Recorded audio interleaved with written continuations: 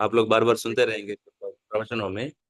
ब्रह्मांड भ्रमित को न भाग्यवान जीव। जीव क्या कर रहे हैं, अलग अलग शरीर में घूम रहे हैं, अलग अलग शरीरों में घूमते घूमते अलग अलग योनि में अलग अलग इच्छा पूर्ण करते जा रहे हैं। तो केवल इच्छलकरंजी में नहीं घूमता है, पूरा ब्रह्मांड में अलग अलग शरीर लेते रहता है आत्मा। कभी इंद्र बनता है, कभी चींटी बनता है, कभी राजा बनता है, कभी नौकर चाकर बनता है। तो ब्रह्मांड भ्रमित, ब्रह्मांड में भ्रमित करते हुए हम सब, कोई भाग्यवान जीव को क्या प्राप्त होता है? गुरु कृष्णा प्रसादे पाया। गुरु और कृष्ण मिलते हैं, क्योंकि गुरु मिलने से गुरु हमको भगवान के प्रति दिशा दिखाते हैं। और गुरु कैसे मिलते हैं? भगवान की कृपा से मिलते हैं। तो गुरु कृष्णा प्रसादे पाए, फिर ये दोनों मिलने के बाद हमको देते क्या है? भक्ति लता बीजा। गुरु मिलने से गुरु हमको क्या देते हैं? केवल आशीर्वाद देते रहने से कुछ बात नहीं बनता है। उनके आशीर्वाद का मतलब क्या है हमको समझना चाहिए। तो गुरु का आशीर्वाद का मतलब है हमको भक्ति करने का एक, भक्ति लता का एक बीज हमारे हृदय में गुरु देते हैं। तो बीज मिल गया। बीज मिलने के बाद हमको क्या करना होगा? हृदय में एक अच्छा वातावरण बनाना पड़ेगा। उस बीज को हृदय में डाल के हर दिन पानी डालना होगा, सिंचन। पानी डालने से ही जो है वो बाहर आएगा। भक्ति लता कहा है, भक्ति वृक्ष नहीं कहा है। लता, लता को बढ़ने के लिए क्या क्या जरूरत पड़ता है, तो सोच के बता सकते हैं? एक लता बढ़ना चाहिए, बढ़ने के लिए क्या क्या जरूरत पड़ता है?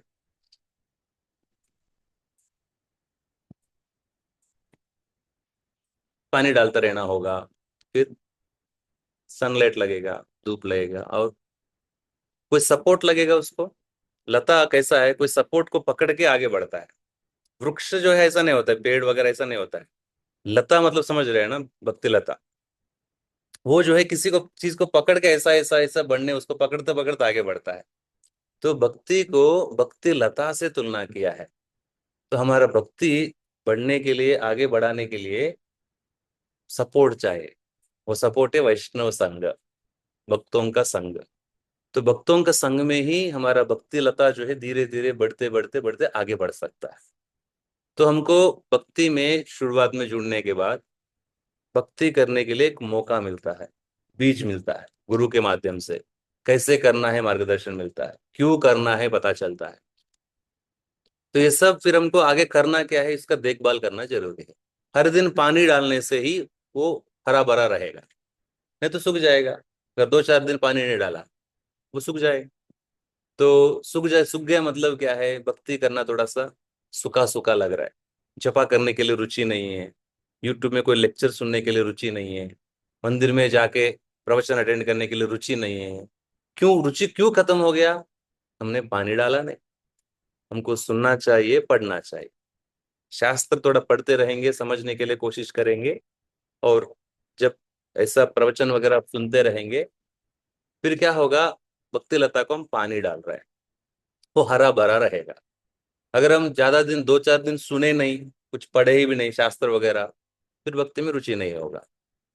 तुरंत हमको क्या करना होगा? अभी आपको पता चला पौधा जो है सूख गया, क्या करना चाहिए? क्या लगता है आप लोग? पानी डालना है, बस। कभी हमको लग रहा है भक्ति में सूखा सूखा लग रहा है, थोड़ा रुचि नहीं आ रहा है, फ्रस्ट्रेशन हो रहा है, नो, थोड़ा डिस्टर्ब मन लग रहा है, तो इसका मतलब जो है थोड़ा पानी कम हो गया, तो तुरंत पानी डालना होगा। तो हमको पानी यूट्यूब के माध्यम से मिल जाता है। हमारा जनरेशन के लिए एक मौका है। ध्रुव महाराज के बारे में आपने सुने हैं? ध्रुव महाराज 5 वर्ष की उम्र में वो जंगल में चले गए थे, नारद मुनि ने उनको मार्गदर्शन दिया। एक ही क्लास मिला उनको नारद मुनि का, एक ही प्रवचन। हर हफ्ता नारद मुनि आके क्लास नहीं लेते थे। हर मंगलवार को 7:30 बजे ध्रुव महाराज बैठ जाते थे, नारद मुनि क्लास लेते थे। वैसा नहीं था। प्रहलाद महाराज, वो तो माँ के गर्भ में रहते हुए सुना उन्होंने नारद मुनि का। ऐसा शास्त्र में देखेंगे, बहुत ज्यादा संग नहीं मिल रहा था उस समय। हम लोगों के लिए कितना सुविधा है, कितने सारे वैष्णवों का संग मिलता है हमको। बस हमको लेना है। पानी तैयार है, अंदर सूख रहा है, हम कान बंद करके रखेंगे तो क्या होगा? हमको बस सुनने के लिए कोशिश करना चाहिए। तो भक्ति लता, इस भक्ति लता को हमको ख्याल रखना चाहिए। ठीक है, एक है पानी डालना है, और क्या क्या खतरा हो सकता है, उसके लिए क्या क्या और खतरा हो सकता है। भक्ति लता धीरे धीरे अभी ऊपर आया, अब हर दिन पानी भी डाल रहा है, तो और कुछ खतरा हो सकता है। ठीक है, थोड़ा बड़ा कीटक, बड़ा ही है थोड़ा, छोटा कीटक नहीं। बकरी आके खा लेगा, अगर हमको फेंसिंग नहीं डालेंगे, उसको फेंसिंग नहीं डालेंगे तो कोई बकरी आया यार अच्छे से हरा भरा दिख रहा है, एकदम खा के जाएगा वो। तो उसको कैसे तुलना करते हैं। हमारा भक्ति को हमको बचा के रखना भी जरूरी है। किसी से भी कुछ भी बात करते रहेंगे भक्ति के संबंधित, किसी से भी हम सुनने लगेंगे, भयानक है। शास्त्र में एक चेतावनी भी दिया जाता है, हमको भागवत का सेवा करना चाहिए। भागवत जो है दो प्रकार का होता है, भक्त भागवत, पुस्तक भागवत। पुस्तक भागवत को समझने के लिए भक्त भागवत का जरूरत है। तो इन दोनों से हम संग लेंगे, हमको भागवतम का मदद होगी। लेकिन दूध जो है अमृत जैसा है, अगर दूध में सांप अगर एक बार मुंह डाल दिया तो क्या होगा, पीने लायक होगी नहीं। तो उसी प्रकार भागवतम में वर्णन आता है, अगर भागवतम जो है अमृत जैसा है, दूध अमृत जैसा है, अगर कोई अभक्त जो भक्त नहीं है, उनको भक्ति से कुछ लेना देना नहीं, वो केवल भागवत कथा के रूप में बिजनेस कर रहे हैं, उनका कान से उनका मुंह से अगर हम सुनेंगे, वो पूरा दूध जो है विष जैसा बन जाता है। पूरा भागवतम सुनने के बाद भी भक्ति भक्त क्यों नहीं बनते हैं। भारत में विशेष रूप से भागवत कथा बहुत प्रसिद्ध है, बहुत लोग भागवत कथा में जाके सुनना चाहते हैं। लेकिन जो कथाकार अगर भक्त नहीं है, 7 दिन का सुनने के बाद भी कुछ बदलाव तो नहीं होने वाला है हृदय में। भक्तों उनसे हमको सुनना चाहिए, इसलिए हमको थोड़ा सतर्क भी रहना चाहिए, हम किसके संग में रह रहे, किसके साथ बातचीत कर रहे हैं, क्योंकि हमारा भक्ति को बचाना बहुत जरूरी है। थोड़ा सा कोमल श्रद्धा मिला है भक्ति में, और हम अभी भक्ति में जो भी कर रहा है शास्त्र के आधारित पे कर रहे हैं, हम ऐसा किसी का मनमानी का नहीं कर रहे। ये मैं अभी जो ये भी यहाँ पे जो भी चर्चा कर रहा हूँ, मैंने नहीं बनाया, मैं मेरे गुरु हमारे गुरु परंपरा से मैंने सुना और वही वापस दौड़ा रहा हूं। तो हमारा जो खास करके अंतर्राष्ट्रीय कृष्ण भावनामृत संघ में जो शास्त्र का ज्ञान है, भक्ति करने का विधि विधान है, ये सब भी बहुत स्वच्छ है और स्पष्ट है। ऐसा माल हमको कहीं बाहर नहीं मिलने वाला है। लेकिन हम कौन सा जगह में है, भौतिक जगह में। कौन सा युग में है, कल युग में है। तो खतरनाक जगह है, खतरनाक परिस्थिति है। मैं एक उदाहरण देता हूँ। चित्रकेतु महाराज नामक एक राजा था, उनको बहुत सारा रानियों को उन्होंने विवाह किया, क्योंकि बच्चे नहीं हो रहे, पुत्र प्राप्ति नहीं हो रहे उनको। लगभग मैंने सुना 1 करोड़ रानियों को उन्होंने विवाह किया पुत्र प्राप्ति के लिए। फिर भी नहीं हो रहा, तो उन्होंने एक ऋषि मुनि से प्रार्थना की, मेरे को पुत्र प्राप्त, पुत्र चाहिए, मेरे को सब कुछ है मेरा जीवन में, लेकिन बच्चे नहीं है। तो फिर ऋषि मुनि लोग ने ध्यान करके समझाया कि इनको कर्म के अनुसार पुत्र के प्राप्ति में कुछ कठिनाई है, कुछ यज्ञ वगैरह किए हैं। फिर बताया ठीक है, आपकी इच्छा के कारण हमने ये यज्ञ किया है, तो इसके कारण आपको एक फल हम दे रहे हैं, ये फल को जो भी रानी खाएगी उनको बच्चे होंगे। लेकिन आप एक चीज याद रखना, आपके जो बच्चे जो होने वाला है वो आपको हर्ष शोक का, हर्ष का भी कारण बनेगा, शोक का भी कारण बनने वाले हैं, ऐसा ऋषि मुनि लोग ने बताया। राजा ने क्या सोचा, ठीक है पहले बच्चे तो होने दीजिए, अगर थोड़ा रुलाएगा तो रोज लूंगा, थोड़ा नाटकबाजी करेगा शायद बात नहीं सुनेगा, ठीक है कम से कम बच्चे तो मिल जाएगा, ऐसा राजा ने सोचा। तो चित्रकेतु महाराज को एक रानी के द्वारा बच्चे प्राप्त हो गए।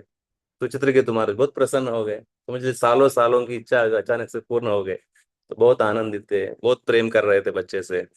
उन्होंने एक गलती किया, उस जिस रानी से पुत्र प्राप्त उस रानी को ज्यादा प्रेम देने लगे, बाकी सब रानियां जो है द्वेषी हो गए।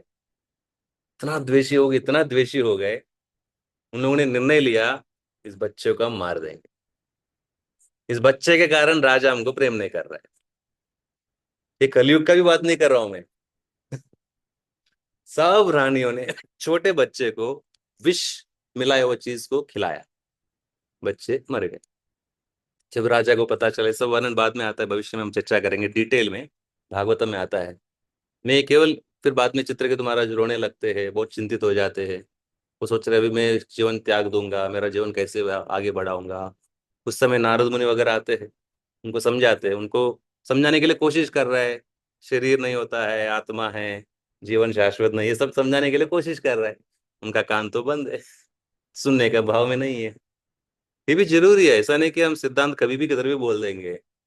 समझ लो आपका मित्र का कोई एक्सीडेंट हो गया, आप हॉस्पिटल में गए उनसे मिलने के लिए, उनको हमको थोड़ा सा प्रेम दिखाना चाहिए। उनको नहीं बोलना है तुम शरीर नहीं हो, तुम आत्मा हो, चिंता नहीं करने का, ऐसा बोलेंगे तो वो चिढ़ जाएगा।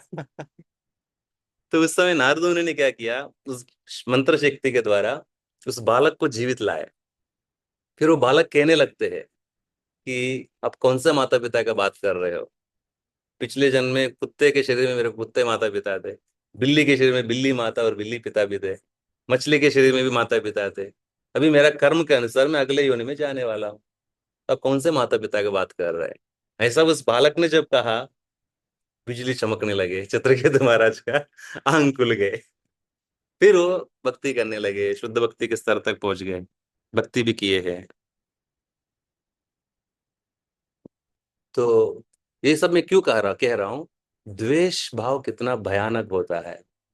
छोटे बालक को भी मारने के लिए तैयार हो गए करोड़ों रानी, और वो भी माँ के उम्र के, माँ सब माएं जो है बच्चों को मारने के लिए भी तैयार हो गए, बच्चे को मारने के लिए। तो उसी प्रकार मैं ये सब क्यों कह रहा हूँ, अंतर्राष्ट्रीय कृष्ण भावनामृत संघ का जो प्रगति हो रहा है, तो बहुत लोग आपको मिलेंगे गलतियां दिखाने के लिए, क्योंकि द्वेष भाव है। बहुत सारा संस्थाएं है, गुरु गुरु लोग हैं, साधु लोग हैं, तो उनको जलन हो सकता है इसको अंतर्राष्ट्रीय कृष्ण भावना संघ प्रगति के कारण।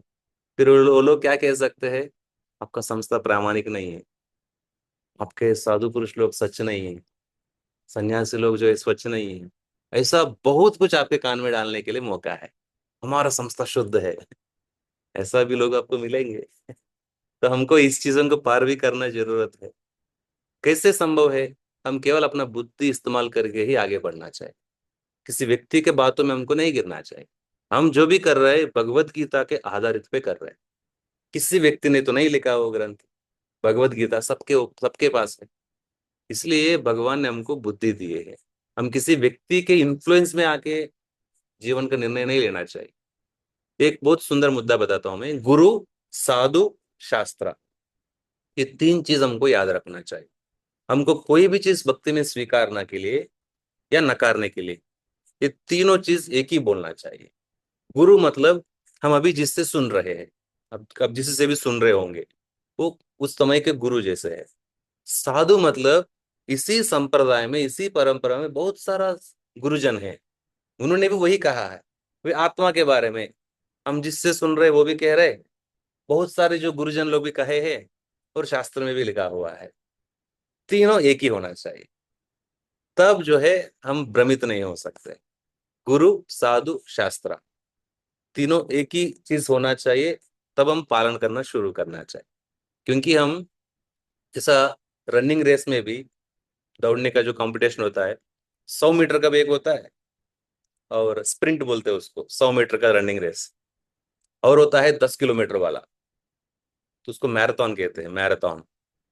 तो अभी भक्ति जो है 100 मीटर वाला स्प्रिंट जैसा नहीं है कि एकदम भयानक भक्ति करने लगे और अचानक से गायब। हमको लंबे समय, जीवन भर हमको भक्ति करना है, तो हमको कोई भी आगे पीछे ऊपर चढ़ाव आने वाले चीजों को संभालने जैसा ताकत बनना जरूरी है। ये बहुत जरूरी है भक्ति में, क्योंकि ये मैं बकरी से तुलना कर रहा हूँ। हम जो भक्ति लता को हम धीरे धीरे बढ़ा रहे हैं, तो बकरी जैसा भी आ सकता है, हमारा भक्ति को खा ही लेगा, पूरा खत्म ही हो जाएगा। वैष्णव निंदा कभी नहीं सुनना चाहिए। ये जगत कैसा है, एक बार एक व्यक्ति अपना दोस्त को समुद्र के तट पे लेके गए। मैं एक तुमको सीक्रेट दिखाता हूँ, किसी को पता नहीं, मैं खुद तुमको दिखाऊंगा, ऐसा बोल के समुद्र के तट पे लेके गए। फिर दिखाने लगे, देखो पानी कितना पानी है, समुद्र के तट में तो पानी ही तो होगा, और क्या होगा, उसमें कुछ सीक्रेट तो है ही नहीं है। इसी प्रकार इस जगत में कलयुग का विशेषता क्या है, हर जगह दोष से भरा हुआ है, गलतियां, दोष। कलिर्दोष निधे राजन, अस्ति ही एकोन महान गुना, कीर्तनादेव कृष्णस्य मुक्त संगः परम व्रजेत। तो कलयुग जो है दोषों से भरा हुआ है। कोई भी चीज हमको शुद्ध चीज नहीं मिलने वाला है। वातावरण दूषित हो चुका है। लोगों का सोच विचार भी दूषित हो चुके हैं। कोई दया का भाव खत्म हो चुका है। कोई सत्यता का भी बात खत्म हो चुका है। कोई जो है ईमानदारी से कही नहीं रहे। परिवार के अंतर्गत में भी जो है सत्यता नहीं है, दया नहीं है, करुणा नहीं है। तो हर जगह हर चीज खत्म होते जा रहा है, क्योंकि कलयुग का स्वभाव है ये। जैसा समझना बहुत सिंपल है। स्कूल में आप समझ लीजिए, क्लास में 40-50 बच्चे बैठे हैं।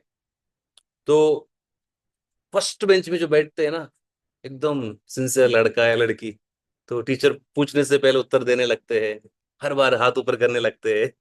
तो वो क्या है, सतयुग वाले हैं। भक्ति करके चले गए, भगवत धाम। तो दूसरा बेंच में जो रहते हैं ना, वो त्रेता युग वाले हैं। वो ईमानदार लोग हैं। वो भी भक्ति करके चले गए। तो तीसरा चौथा बेंच जो है द्वापर युग का है। वो भी करके चले गए। तो बचा कौन है? जिसको क्लास से कुछ लेना देना नहीं, टीचर से कुछ लेना देना नहीं, पढ़ाई से कुछ लेना देना नहीं, उनको कुछ इंटरेस्ट भी नहीं पढ़ने के लिए। तो टीचर का ही चित्र निकालते हो पेपर में। ऐसा बैच है हमारा बैच। तो पहले से दोषों से भरा हुआ है। लेकिन कलयुग में एक अच्छा गुण क्या बताया गया? अस्ति ही ये कौन महान गुना। वो है कीर्तनादेव कृष्णस्य मुक्त संगः परम व्रजेत। कृष्ण का कीर्तन करने से, केवल कृष्ण कीर्तन करने से हर एक तकलीफ से हम मुक्ति पा सकते हैं। किसी का मेंटल प्रॉब्लम है, किसी को फिजिकल प्रॉब्लम है, किसी को इमोशनल प्रॉब्लम है, कोई भी प्रकार का परिस्थिति से हम बाहर आ सकते हैं। कीर्तनादेव कृष्णस्य मुक्त संगः परम व्रजेत।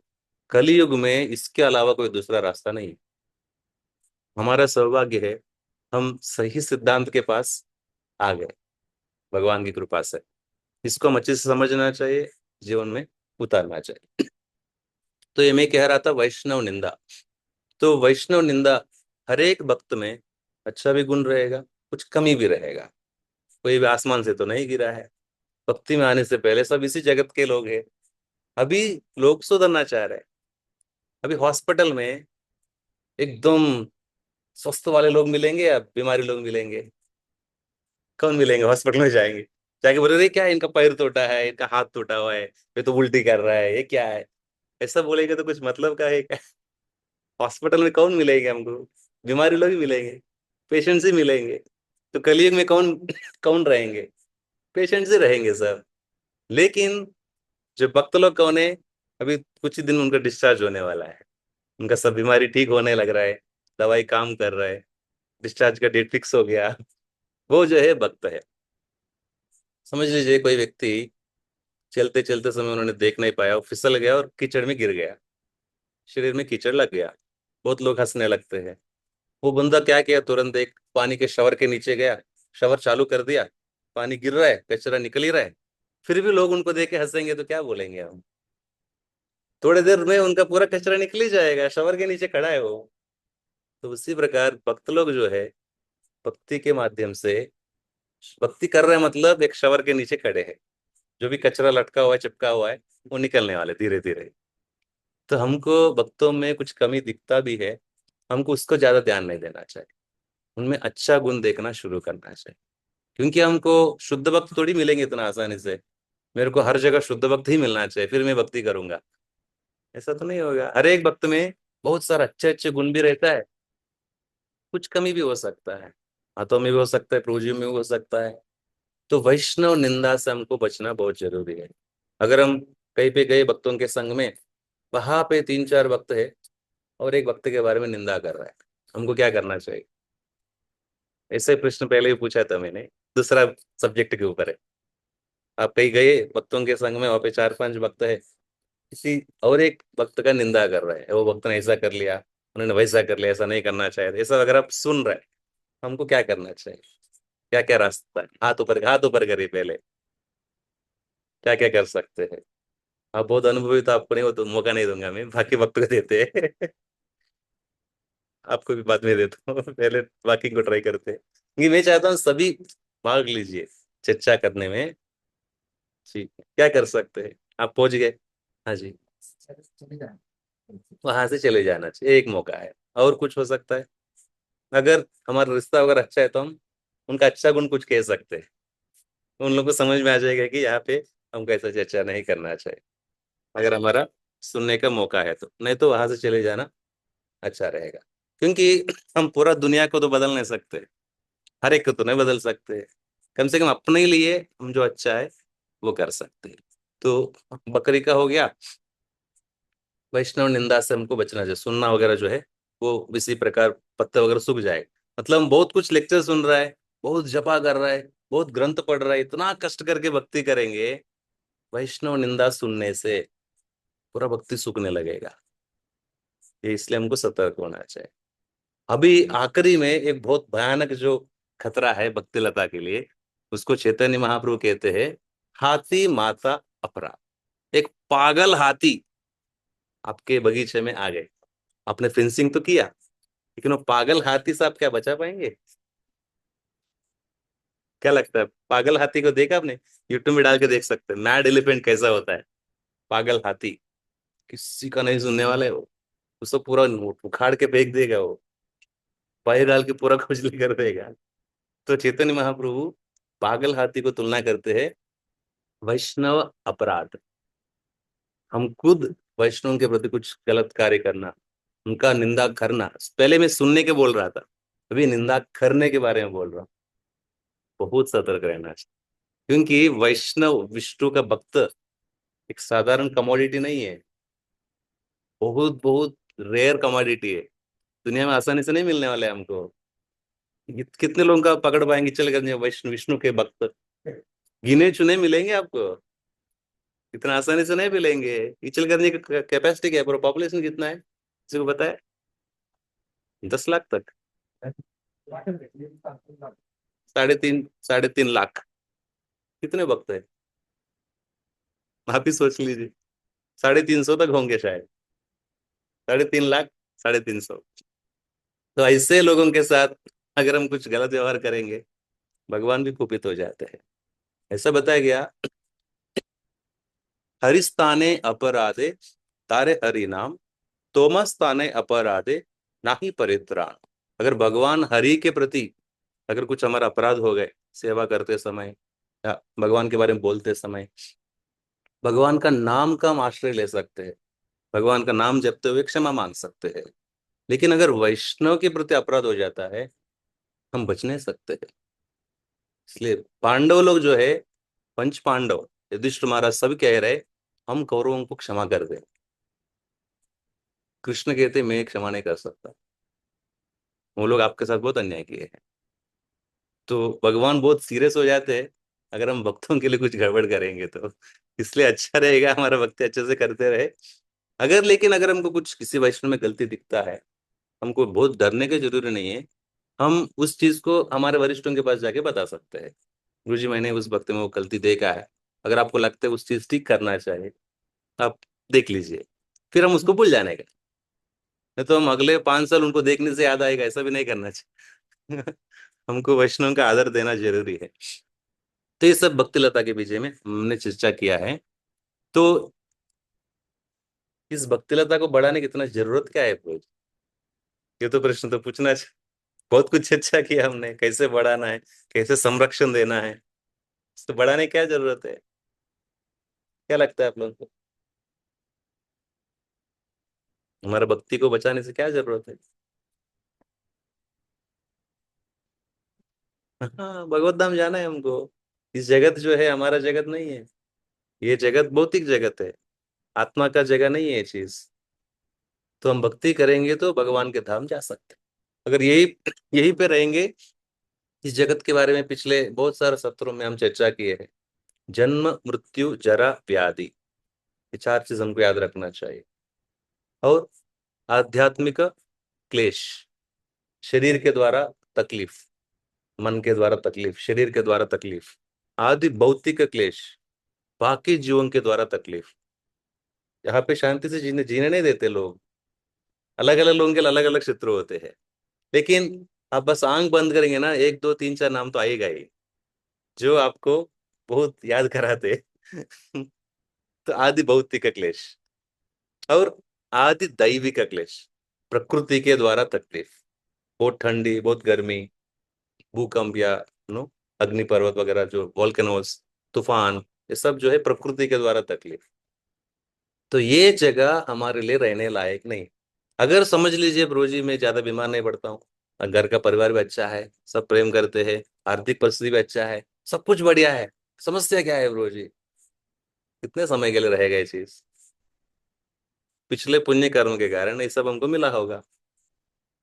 प्रभुपाद जी को मिलाने के लिए भक्त लोग एक व्यक्ति को लाए थे। वो कौन था? फोर्ड कंपनी का मालक का पोता। फोर्ड कंपनी कार का कंपनी है, तो हेनरी फोर्ड, तो अल्बर्ट फोर्ड। तो उनको लेकर आए प्रभुपाद जी के मिलाने के लिए। भक्त लोग कहने लगे, प्रभुपाद जी ये फोर्ड कंपनी मालक का पोता है। तो हेनरी फोर्ड है जो पोत मेन, जिन्होंने कंपनी की स्थापना किया, उनका पोता है ये अल्फ्रेड फोर्ड। प्रभुपाद जी ने एक ही वाक्य कहा, किधर गए वो? मतलब अल्बर्ट फोर्ड को समझ में आ गया कि मैं एक महान व्यक्ति जैसा सोच रहा हूँ, ये भी समय लंबा समय के लिए टिकने वाला नहीं है। ऐसा मेरा दादाजी चले गए छोड़ के, क्या फोर्ड कंपनी को लेके गए क्या वो? नहीं, छोड़ के गए। उसी प्रकार मेरे को भी जाना होगा। तब वो समझ गए, ये स्वामी जी जो है मेरे को सही में मदद करना चाहते हैं। सब लोग आप देखेंगे, कोई अमीर परिवार से मिलता है ना, सब उनको जय जयकार कहने लगते हैं। लेकिन प्रभुपाद जी ऐसा नहीं किए। प्रभुपाद जी उनका संपत्ति को नहीं देखे, उन आत्मा को देखे है। इन आत्मा को कैसे मदद करूं मैं, इनको कैसे मैं भगवान से जोड़ूं, ये प्रभुपाद जी का समझ दृष्टिकोण है। इसलिए वो भक्त बन गए। अभी अम्बरीश प्रभु के नाम पे है, तो मायापुर में बड़ा मंदिर का कंस्ट्रक्शन में 300 करोड़ रुपए उन्होंने दान दिए हैं। फोर्ड कंपनी से, ये सब अमेरिका से पैसा आया भारत में। हम 12,000 से लोग मिलते, लोग बोलते क्या इसको भारत, भारत से बाहर पैसा भेजता है। लेकिन भारत को पैसा आ रहा है पूरा दुनिया से। पूरा दुनिया से भक्त लोग आते हैं वृंदावन मायापुर में। आप वृंदावन मायापुर जब हम भविष्य में जाएंगे, आप देख सकते हैं, भारत वाले बहुत कम दिखेंगे, विदेश वाले भक्त बहुत ज्यादा दिखेंगे हमको। तो आप देखा जाए, हम देख सकते हैं किस प्रकार जो है प्रभुपाद जी ने किया है।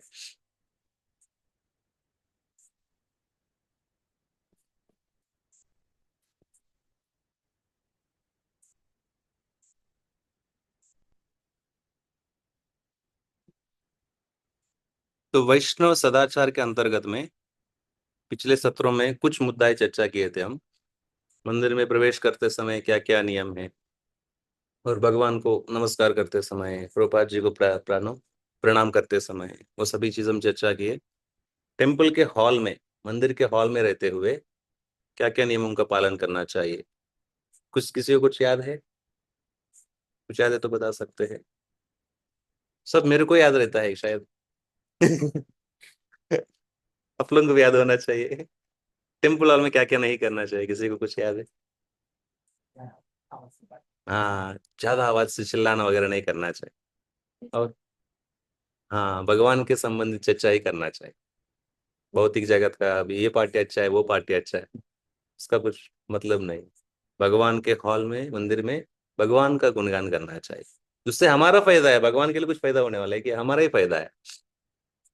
देखिए, कर्म के बारे में बहुत लोग समझते नहीं है। कर्म, बहुत लोग क्या लगता है, भगवान बोलते मेरे शरण में आओ, भगवान बोलते मेरा नाम जप करो, भगवान बोलते अच्छा कार्य करो, बुरा मत करो, भगवान सब नियम बताया भगवत गीता में। लोगों को क्या लगता है, क्यों इतना भगवान पीछे पड़ते हैं मेरे, मांगते रहते हो, जो भी करते हो मेरे को अर्पित करो, मेरा नाम जपो, मेरा नमस्कार करो, मेरा भक्त बनो। क्या मिलता है भगवान के सब ऐसा पूछ के? ऐसा हमारा जो नास्तिक मन है ना, प्रश्न सामने करता है। मैं एक अच्छा उदाहरण सुन रहा था उसके बारे में। एक राजा था, उस राजा ने कहा 3 मंत्रियों को, बहुत दूर में हमारा एक बगीचा, वहां से फल इकट्ठा करके ला। तो तीनों मंत्री अपना बोरी लेके गए। हम्म, तो एक ने सोचा, इतने दूर जाने की क्या जरूरत है, बाजू में तो कचरा पड़ा हुआ है। तो पूरा कचरा से भर दिया, ऊपर 2-4 केला रख दिया उन्होंने। राजा थोड़ी देखने वाला है।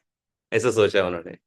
दूसरा मंत्री वहां तक गया, लेकिन देख नहीं रहा था कौन सा फल अच्छा था, कौन सा फल थोड़ा खराब है, गंदा है, देख रहे हैं, बस सब कुछ डालते रहा उन्होंने। तीसरा मंत्री ने सोचा, अरे राजा ने कहा मतलब हमको अच्छे से ईमानदारी से करना चाहिए। अच्छे अच्छे फल ढूंढ ढूंढ के बोरे को भर के तीनों लोग वापस आए। फिर राजा ने कहा, अभी मैं तुम लोगों को जेल में डाल रहा हूँ, अगले 3 महीने जो है तुमने जो भी लाया उसी से बचने का, उसी से जीने का। तो क्या हो गया, पहला व्यक्ति तो कचरा भर के लाए, तकलीफ में हो गए। दूसरा व्यक्ति ज्यादा ईमानदारी से नहीं किया, तो कुछ फल जो है खराब हुआ है, उसी को खाने के जीना पड़ा उनको। तीसरा व्यक्ति ईमानदारी से ध्यान पूर्वक अच्छा कार्य किया, अच्छा फल इकट्ठा किया, वही कार्य। तो भगवान जो भी हमको कहते हैं, भगवान हमको क्यों कहते हैं, अच्छा कार्य करो, मेरे शरण में आओ, मेरे लिए कार्य अर्पित करो, क्योंकि वो सब जो फल किसको मिलने वाला है, हमको ही मिलेगा। इसलिए भगवान ऐसा करने के लिए कहते हैं। तो ये वैष्णव सदाचार हमारे लिए एक मदद होगी, भक्ति करने के लिए हमारे लिए एक अच्छा वातावरण बनाएगा। क्योंकि हॉस्टल में भी लोग साथ में रहते हैं, भक्तों के संग में भी, जो बाहर के पार्टी में भी लोग साथ में आते हैं, मंदिर के सत्संग में भी लोग साथ में आते हैं। इसमें और उसमें अंतर क्या है, ये वैष्णव सदाचार। यहाँ पे आप देख सकते, कोई ऐसा जगह आपको नहीं मिलेगा, मालक, कंपनी का मालक, कार का मालक और कार ड्राइवर के साथ नाचेंगे, ऐसा कहीं नहीं मिलेंगे हमको मौका। अंतर्राष्ट्रीय कृष्ण भावना भक्ति के अंतर्गत में मालक और ड्राइवर दोनों भक्त है, दोनों नाचेंगे कीर्तन में। तो इस प्रकार वैष्णव सदाचार से ही ये संभव है, क्योंकि भक्त लोग जो है शरीर के स्तर पे नहीं देखते हैं, आत्मा के स्तर देखने के लिए कोशिश करते हैं। इसलिए एक अच्छा वातावरण बन सकता है। तो वैष्णव सदाचार में हम चर्चा किए थे, मंदिर के अंतर्गत में रहते हुए क्या क्या नियम है। एक है, जोर से चिल्लाना नहीं चाहिए, केवल भगवान के संबंधित बात करने चाहिए। और किसी को कुछ याद है? जी, आने के तुरंत पहले, आने से पहले परमिशन लेना होगा। परमिशन कैसे लेंगे? ठीक है, उनके हम अभी समझ लीजिए प्रधानमंत्री ने आपको अपॉइंटमेंट दिया, दरवाजे के अंदर जाना है, सीधा खोल के जाएंगे क्या? पहले परमिशन लेंगे, सर मैं अंदर आऊँ क्या?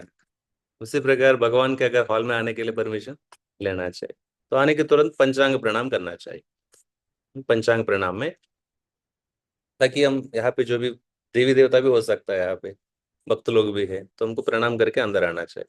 फिर आने के बाद प्रभुपाद जी के शरण, प्रभुपाद जी को प्रणति करना चाहिए, प्रणाम करना चाहिए, साष्टांग प्रणाम, माताओं के लिए पंचांग प्रणाम। फिर भगवान राधा कृष्ण को हम प्रणाम करते हैं। और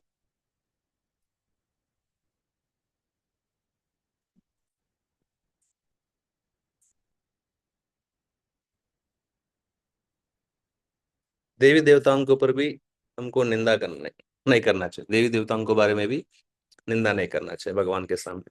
सभी देवी देवता कौन है, भगवान के जो सरकारी में एमपी और एमएलए है, ये सब देवी देवता है। आमदार और खासदार, अजी सी का मैंने दो शब्द। तो भगवान के सरकारी में, दुनिया चलाने में देवी देवता जो है सेवक है। तो देवी देवता को हम भगवान से अलग भी नहीं देखना है, भगवान से समान भी नहीं देखना है। एमपी एमएलए सभी जो मिनिस्टर्स है, प्रधानमंत्री के साथ ही है, लेकिन सब प्रधानमंत्री नहीं है। इसी प्रकार सभी देवी देवता भगवान से अलग नहीं है और भगवान जैसा भी नहीं है, ये सही समझ है। भगवान के सामने झूठ नहीं बोलना चाहिए, वो भी एक मुद्दा है। और पास में कोई भक्त जपा कर रहा है, उनके पास खड़े होकर हम ज्यादा बातचीत वगैरह नहीं करना चाहिए, क्योंकि उनको डिस्टर्ब हो सकता है। क्योंकि कोई जपा कर रहे हैं मतलब भगवान के साथ उनका मीटिंग चल रहा है, ऐसा हमारा दृष्टिकोण होना चाहिए। ताकि हम वहां पे आवाज करेंगे तो डिस्टर्ब होगा उनको। अगर हम कोई रूम में प्रवेश किए, वहां पे कोई भक्त आराम कर रहा है, ज्यादा आवाज नहीं करना चाहिए वहां पे भी, उनको डिस्टर्ब होगा। मतलब एक साधु का, भक्त साधु या साध्वी, उनका जीवन जो है एकदम ऐसा सुंदर जीवन होना चाहिए कि उनके कारण किसी को तकलीफ नहीं होना चाहिए, तब भगवान बहुत प्रसन्न होंगे। तभी हम ड्रेस एंड अपीयरेंस का कुछ मुद्दा चर्चा करेंगे, हमारा वेशभूषा कैसा होना चाहिए। यहाँ पे सिंपल रास्ता बताया गया है। सरल वस्त्र होना चाहिए, सिंपल। इसमें कुछ विशेष डिटेलिंग का भी जरूरी नहीं। हमारे वस्त्र जो है सिंपल होना चाहिए, एकदम एकदम पॉश, एकदम चमक चमक वाले लेके जाएंगे ना, फिर लोग बस हमको ही देखते रहेंगे। तो हमारे कारण भगवान के आकर्षण जो है लोग हमारे ऊपर खींच रहे हैं, तो हमारे लिए ठीक नहीं होता है। तो हमारा वस्त्र जो सिंपल होना चाहिए। और कलर्स भी जो है कुछ कुछ भयानक कलर्स आप कह सकते हैं। क्या क्या क्या कलर्स जो है थोड़ा सरल से दूर होता है, आपको क्या लगता है? रेड, काला जो है बेसिकली तमोगुण से तुलना किया है। काला वस्त्र जो है वो ठीक नहीं होता है। और बाकी सब सरल कपड़ा जो है हमको पहनना चाहिए, जो सरल स्वच्छ शुद्ध वस्त्रों का हमको पहनना चाहिए। उसमें सबसे बेस्ट है प्रभु जी के लिए धोती कुर्ता, माताओं के लिए साड़ी। ये सबसे बेस्ट यूनिफॉर्म जैसा है भगवान के लिए मंदिर में। और चूड़ीदार भी उसमें आता है।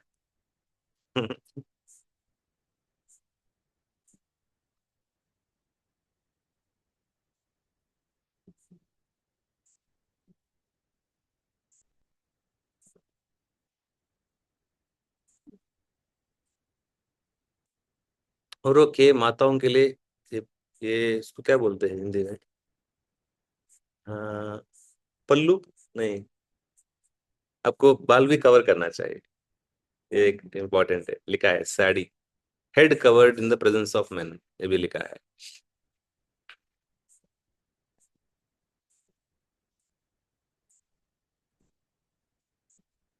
डिओड्रेंट्स वगैरह इस्तेमाल नहीं करना है।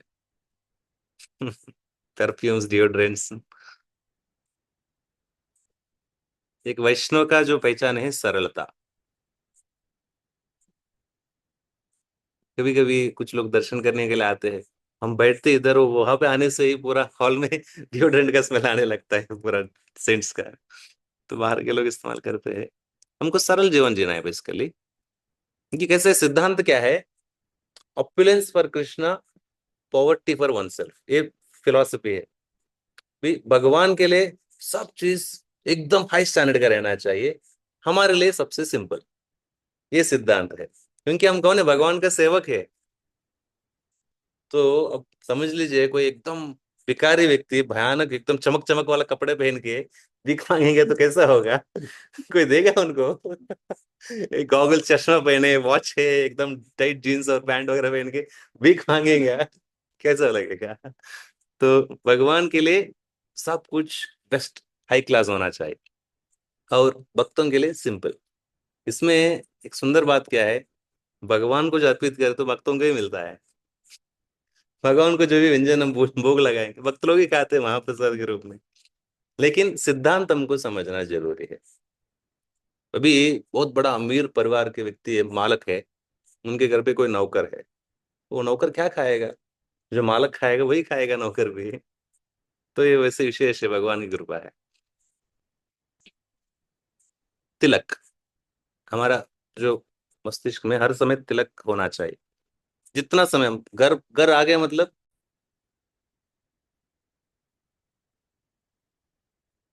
तुमको कोशिश करना चाहिए तिलक धारण करने के लिए। और कभी नौकरी जाने के लिए या कॉलेज जाते समय तिलक नहीं लगा पाएंगे, तो हम मंत्र से पानी से तिलक लगा सकते हैं। पानी से गिला करके तिलक लगाए जैसा है। तो तिलक है केवल हमको और भगवान को पता है, बाकी किसी को नहीं पता है।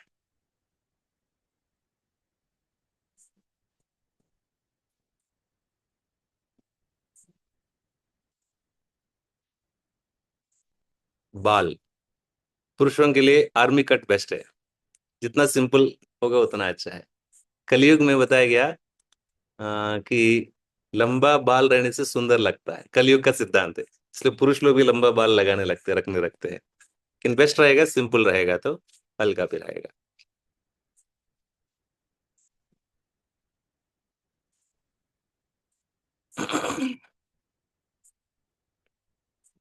घंटी माला धारण करना चाहिए। तो ये फिलहाल कैसा है, भक्ति का मौका भी मिलना चाहिए घर पे।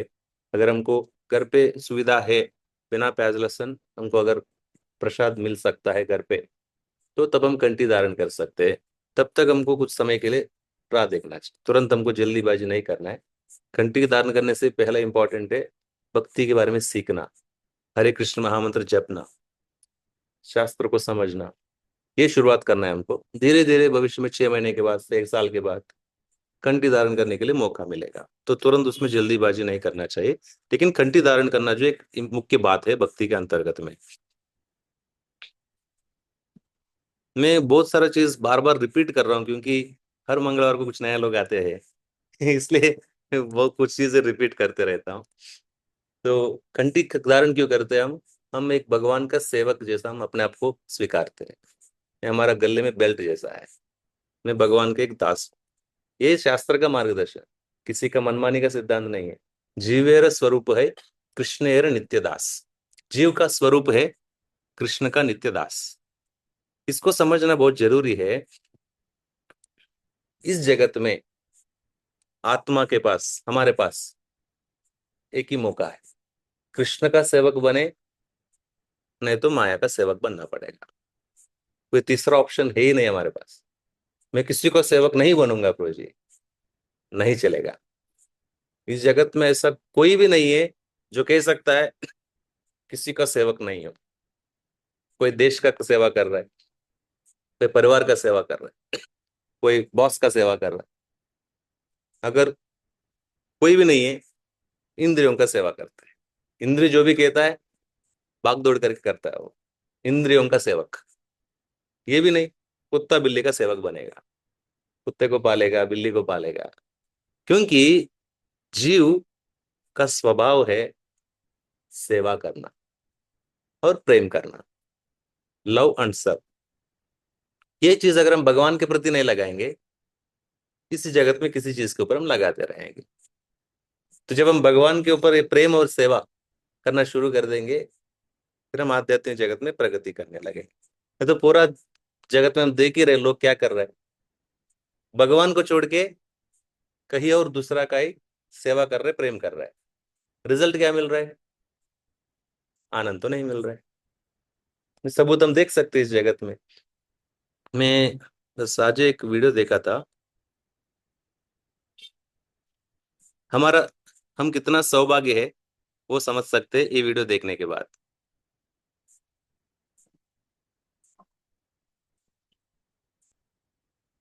Recently, Arnold Schwarzenegger turned 78.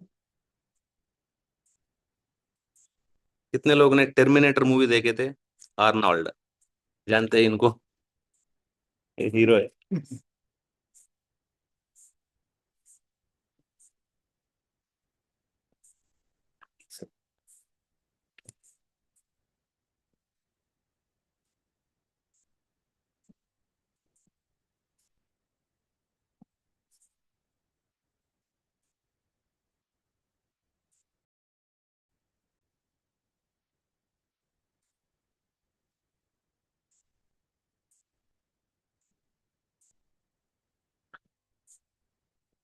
English में लेकिन छोटा है। Recently, Arnold Schwarzenegger turned 78. After several heart surgeries, doctors say he may not live to see his 80th birthday.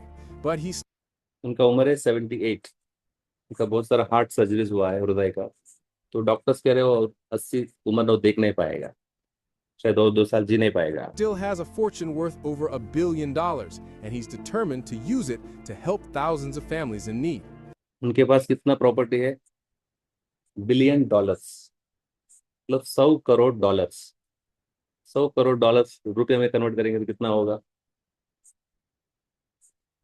8,000 crore. उतना प्रॉपर्टी उनके पास। He owns some of the most incredible properties in the world. A $16 million mansion in the hills of एक घर है $16 million.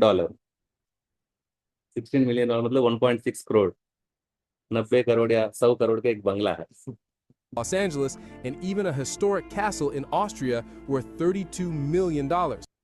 और एक mention कैजिल जैसा है, किला है, $32 million. Complete with a private gym and stables. He also possesses rare and unique items, including a custom-made $5 million watch and $5 million watch. 5 million मतलब से 50 लाख, $50 लाख वापस 80 से मल्टीप्लाई करना पड़ेगा। 50 लाख गुना 80, उतना कीमत का वॉच है उनके पास। The original Terminator motorcycle, which has barely been used. However, Schwarzenegger isn't just a symbol of wealth, he's also incredibly generous. He founded a project that helps homeless veterans get back on their feet, and every year, he donates $5 million of his own. तो वो क्या कर रहे हैं, अलग अलग बच्चों को, इसका घर वगैरह नहीं है, सुविधा वगैरह नहीं है, $5 मिलियन हर साल दान धर्म वगैरह कर, दान वगैरह कर रहे हैं, मदद कर रहे हैं समाज की। Own money to schools in underprivileged areas. If you wish him a long life, write legend in the comments. ठीक है, इससे क्या क्या चीज सीख सकते हैं हम?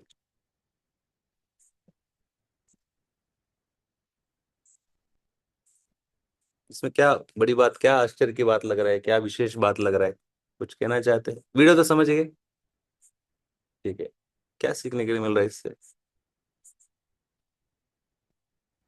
कुछ मिलना चाहिए।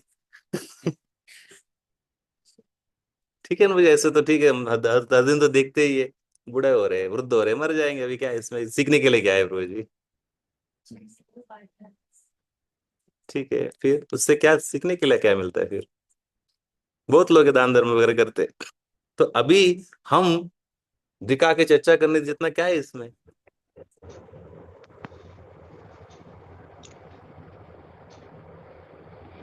अब कुछ कहना चाहता है माता जी? वो मरने के बाद प्रॉपर्टी का क्या होगा, और प्रॉपर्टी इतना कमाया तो कुछ उसको फायदा नहीं है, और वो लेके तो नहीं जा रहा है, तो इतना माता प्रॉपर्टी जी क्यों बैंकिंग में है कमाया। ना, इसलिए प्रॉपर्टी संबंधित कह रहे हैं। अच्छा है, मतलब उनको सब छोड़ के जाना होगा, ठीक है। और कुछ कहना चाहते हैं कोई?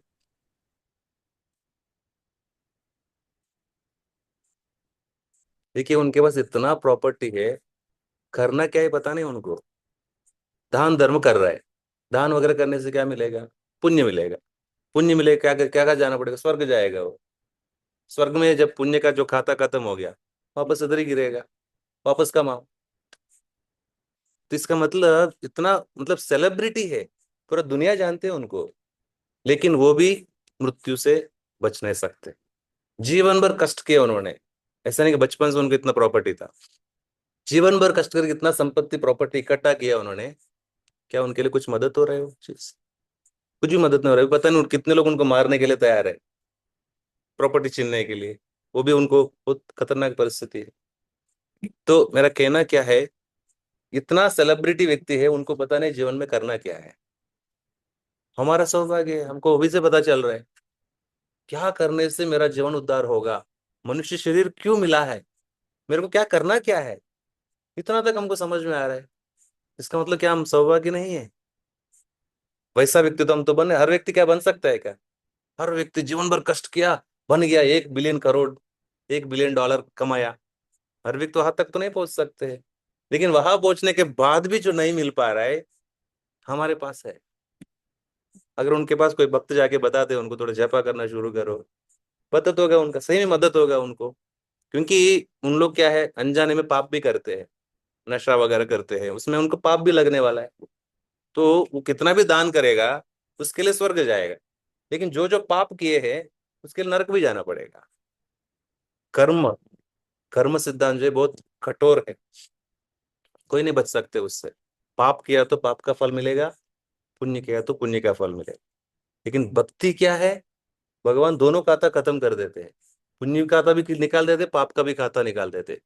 ठीक है, चलो भगवत धाम, तुकाराम महाराज जैसा। तो इसलिए हमारा सही में सच में सौभाग्य है, हमको जो मिल रहा है प्रभुपाद जी की कृपा से, ये कहीं और नहीं मिलने वाले हैं, इस दुनिया में कहीं और नहीं मिलने वाले। किसी कुछ पूछना है?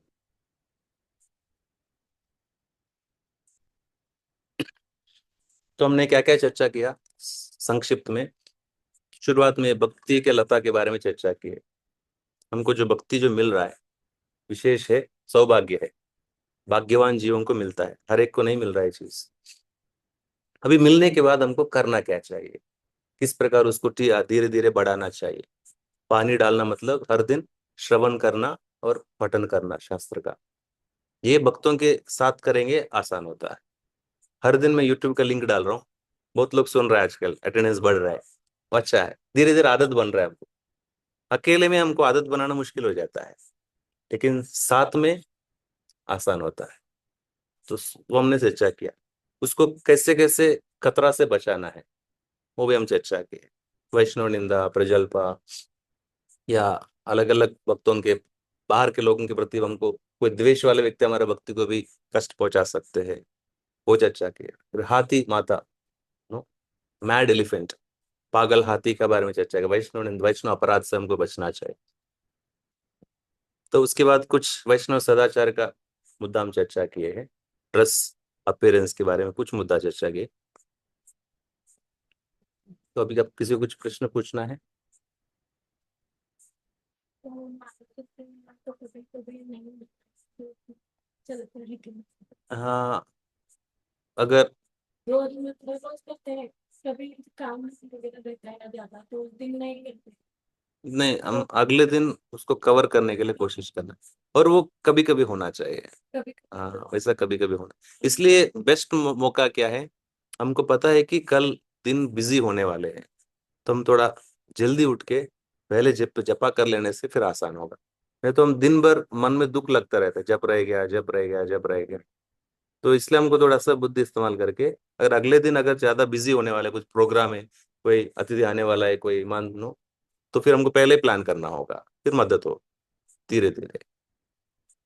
और कुछ किसी को पूछना है? आप जपा करना शुरू कर सकते हैं, इसका फीस वही है, हर दिन हरे कृष्ण महामंत्र को जपना चाहिए। अब 10 मिनट करना शुरू करिए, आते रहिए, तो फिर आप और अच्छे से समझ सकते हो। वो एक्स्ट्रा में जाता है, वो एक्स्ट्रा में करने का, वो सब दिन भर काम करते समय भगवान का नाम लेते रहने का, लेकिन माला में बैठ के करना फिक्स है। हाँ जी, हाँ जी, क्योंकि हम कौन सा भक्ति कर रहे हैं? साधना भक्ति, मतलब साधना भक्ति मतलब भक्ति नियमों के अंतर्गत में, एक नियम जैसा हमको करना है, क्योंकि अभी फिलहाल हमारे पास भगवान के प्रति भावनाएं नहीं है, प्रेम वगैरह प्रकट नहीं हुआ है। फिर हमको एक नियमों के अंतर्गत में करते हैं, उसको कहते हैं साधना भक्ति। इसमें रुचि आने के बाद यही बन जाएगा रागानुगा भक्ति, अपने आप भगवान के प्रति भावनाएं प्रकट होंगे। अभी वहां तक नहीं पहुंचे, वहां पे कुछ नियम नहीं रहेगा, क्योंकि ऑलरेडी भावना प्रकट हो चुके हैं भगवान के प्रति। लेकिन अभी हम कर रहे हैं साधना भक्ति, गुरु के मार्गदर्शन में। गुरु कहते हैं ये इतने बार करो।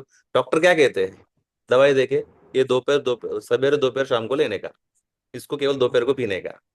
ऐसा है भक्ति शुरुआत। और किसी को कुछ पूछना है? कौन सा वीडियो भेजा इंग्लिश वाला? एक ही डाला था, वो केवल इंग्लिश वाले सुनने के लिए लाइक डाला था, बाकी सब हिंदी में डालता हूँ। नहीं नहीं, बाकी सब हिंदी के डालता हूँ मैं। और किसी को कुछ पूछना है? ठीक, फिर हम यहाँ रुकेंगे। श्रील प्रभुपाद की। कुछ पूछना है माता जी? हाँ प्रभु जी, जैसे मैंने सुना था कि जब हम सुनते हैं तो उतना ही लाभ मिलता है जितना हम जपा करते हैं। तो अगर हम कोई काम में बिजी है तो मतलब हेडफोन डाल के सुन के और मन में जपा कर सकते हैं क्या? और एक पूछना था कि जैसे कि अगर कोई माता जी घर के काम करती है और मतलब सेवा अगर वो कर रही है तो वो मतलब मंदिर में अगर सेवा कर रही है और घर में जाके घर का भी काम करना पड़ता है, तो अगर उस दिन जप नहीं हो पाया तो मतलब वो सेवा से रिप्लेस होता है क्या, क्या होता है? हाँ जी माता जी, अच्छा प्रश्न है। जपा जो है, किसी भी चीज से हम रिप्लेस नहीं कर सकते हैं, क्योंकि पूरा जो भक्ति आधारित होता है जपा के ऊपर। और जपा मतलब भगवान के साथ मुलाकात, भगवान के साथ मीटिंग। तो अगर समझ लीजिए प्रधानमंत्री आपको मिलने आए, आप क्या करेंगे? हेडफोन लगा दिया, कुछ गाना या कुछ तो सुनते सुनते मीटिंग भी कर सकते हैं क्या? ये नहीं होगा। इसलिए जपा विशेष है, जपा के समय ध्यान पूर्वक जप करना ही एक मुख्य मुद्दा है। हम जितना ध्यान पूर्वक श्रद्धा के साथ जपा करेंगे, हम भक्ति में उतना अच्छे से प्रगति कर सकते हैं। विशेष है, हमको आश्चर्य लगता है, प्रभुपाद जी लिखते हैं भक्ति में प्रगति करने का 99% ऑफ एडवांसमेंट, 99% भक्ति का प्रगति करने का जो चीज किस चीज पर आधारित होता है? हरे कृष्ण महामंत्र का जप के ऊपर। विशेष है। लेकिन लेकिन जपा करने में प्रभु जी, रुचि आएगा, हम अलग अलग सेवा करेंगे, प्रवचन सुनेंगे, बाकी चीज करने से जपा करने का रुचि आएगा। तो हमको प्लानिंग करना नहीं होगा, जपा के लिए विशेष टाइम प्रभु देने के लिए जी, प्लानिंग करना जरूरी है। लेकिन किसी को ऐसा भी होता है कि सेवा करने में और अलग अलग कथा सुनने में, मतलब अगर बहुत ज्यादा इंटरेस्ट हो तो जी। मतलब उससे भी फायदा हो सकता है। मतलब अगर बहुत ज्यादा मन उधर लग रहा है कि सेवा में आनंद आ रहा है और कथा सुनने में आनंद आ रहा है, और जपा में मतलब हाँ कर रहे हैं, मतलब 8 माला तो कर रहे हैं, और मतलब इतना इंटरेस्ट नहीं आ रहा है, मतलब जितना कथा सुनने जी। में आ रहा है, भगवान के गाने सुनने में आ रहा है, गाने गाने में आ रहा है, तो क्या मतलब इतना तो टाइम मैनेज नहीं कर सकते ना कि ये भी सारा करे और ये भी करे। भक्ति जो है, हमको जो अच्छा लगता है वो करेंगे, वो उसको भक्ति नहीं कहते हैं। जो गुरु के मार्गदर्शन में जो मार्गदर्शन दिया गया है, भक्ति का जो नियमों के अंतर्गत में, वो करने से उसको भक्ति कहते हैं। क्योंकि हम अपना अभी हमको अपना मनमानी से अगर करने लगेंगे, कहाँ तक पहुंच जाएंगे हम बोल नहीं सकते हैं। भक्ति नियमों के अंतर्गत में करना जरूरी है, उसको कहते हैं साधना भक्ति। क्योंकि ऐसा करने से ही हम धीरे धीरे प्रगति करना आसान होगा। जपा करने में अगर रुचि नहीं है, हम किस प्रकार सेवा अच्छा चेतना से कर सकते हैं? अगर हम जपा ठीक से नहीं कर रहे, भक्तों के साथ हमारा रिश्ता भी ठीक नहीं होगा। क्योंकि हमारे साथ भगवान का रिश्ता ठीक नहीं है, जपा ठीक नहीं मतलब। और जपा ठीक नहीं है तो सेवा कैसे अच्छा चेतना से कर सकते हैं? और कीर्तन केवल हम मनोरंजन के लिए सुन रहे होंगे, वो भी हो सकता है। केवल हम मनोरंजन के लिए भक्ति करेंगे तो हमारा कैसे फायदा होगा? इसलिए बाकी सब जो है हमको बुद्धि के साथ मैनेज करना होगा। और सबसे सरल रास्ता है जपा करने के लिए, अर्ली मॉर्निंग हावर्स, सवेरे के समय। सवेरे समय अगर हमारा जप हो जाता है, दिन में बोझ नहीं लगेगा। अगर सवेरे नहीं उठ पाए जल्दी, फिर हमको दिन भर समस्या होगी। और अगर हर दिन ऐसा होते रहेगा, हमारे लिए समस्या होगी। इसलिए हमको ये लॉजिक पकड़ना जरूरी है। भक्ति के लिए सबसे बेस्ट टाइम है मॉर्निंग आवर्स। फिर हमको भक्ति करना बहुत आसान लगेगा। सवेरे आप जपा करना शुरू करिए, ऐसा लगता है नहीं कि माला खींचना पड़ रहा है, अपने आप माला भागने लगते हैं। रात को पकड़िए, मुश्किल होता है, क्योंकि पूरा दिन भर का चीज याद आने लगते हैं। हम्म। और कुछ टास्क भी याद आएगा, उनसे ये बोलना है, उनको ये बोलना है, ये कहना है, वो करना है। तो सबसे मॉर्निंग, अर्ली मॉर्निंग का जो जपा है बेस्ट ऑप्शन है। और इसके लिए कोई रिप्लेसमेंट है ही नहीं है। पूरा भक्ति आधारित होता है, जपा के आधारित पे है। ओके, हरे कृष्ण प्रभु जी। हरे कृष्ण। ठीक है, मैं यहाँ रुकेंगे।